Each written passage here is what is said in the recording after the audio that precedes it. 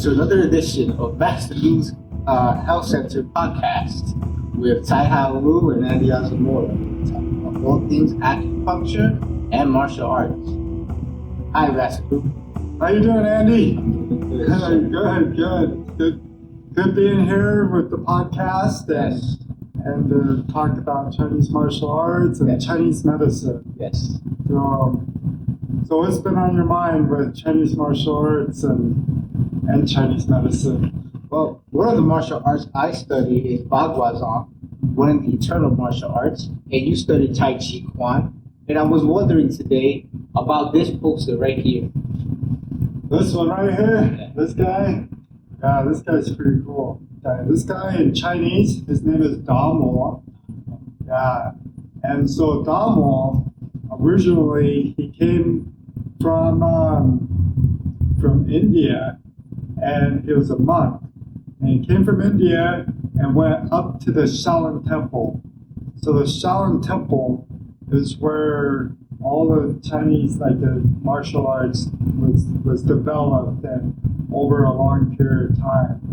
And so Damo, he went up to the Shaolin Temple, and he saw the monks. They were meditating, and they were sitting there, but because they were meditating all the time, just sitting, he noticed that their bodies were kind of frail, they were weak, tired, they're just sitting there, they weren't really exercising. So what Damo did, this is according to like legend and history and all that, he went out and he saw animals, and the animals had different movements. So he mimicked those animal movements. And after he mimicked some of the movements, he was able to develop exercises. And he went back to the monks at the Shaolin Temple, and he taught those exercises to them. And as they started to exercise, they were getting stronger. Their health was better. And so then after a period of time, they noticed that with these exercises, they can also use them for like self-defense and fighting. That time in the ancient China, a lot of war, a lot of people fighting.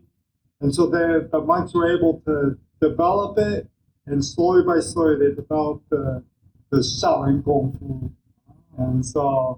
And that's how Damo, he's attributed to helping that start, and had like different exercises to help get the Kung Fu and to help develop the health and the strength. And then over time, the monks took that and they continued to develop the Kung Fu. And then, that's where in the northern China, they developed like the northern style, Shaolin Kung Fu. And then from the north, went down to the south, and then developed the southern style, and the Kung Fu. And that's where you get like your Wing Chun style and stuff. So this guy, he has one of the origins of Kung Fu, Yeah, of martial arts. yeah, one of the origins. What is the staff that he has back there?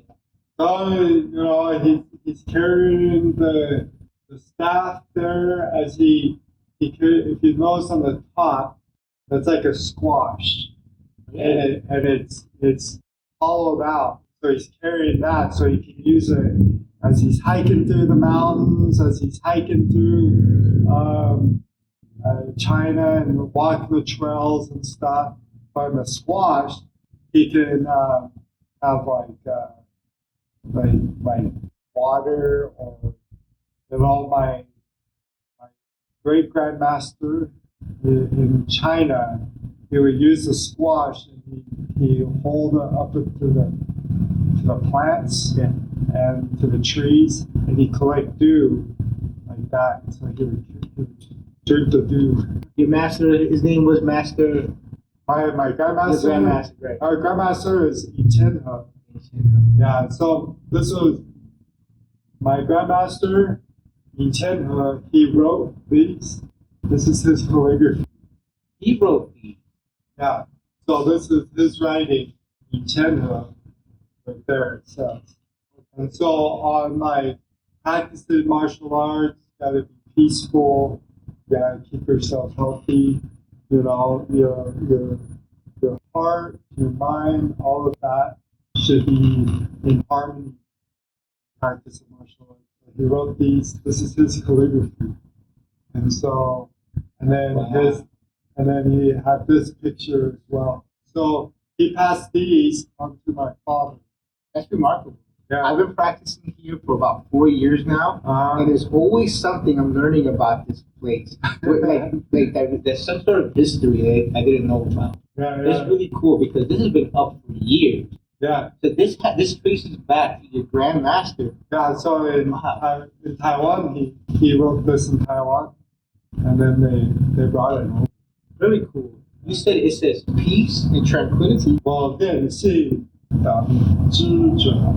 so like these one, this is like to practice and to have like peace as well, good. And then this one here is to help with harmonize your mind and your body, your heart, your mind. Very good. Allows you to practice. And that's one of the things that the benefits that you get from practicing martial arts. Yeah, it's one of the things that when you get practicing martial arts, you know, to develop your mind, your body, your spirit. Yes. You know, that's the important thing with martial arts is to stay healthy, be strong. Very cool. Yeah. Thank you very much for this. Yeah, I it's like very this. good. Small Very piece good. of history right here Yeah. at Master Luke's house. Yeah, it's good to talk about Damo. Yeah. Damo is a big history among all martial arts. So, Well, thank you, everyone. well, thank you very much for this this episode of Mastery's Health Center's podcast and talking about all things Chinese medicine and Chinese martial arts. And if you like this episode or any other episodes, please subscribe to our podcast and like it and subscribe to the YouTube channel as well. Thank you very much. Thank you. That was cool. Good. I liked it.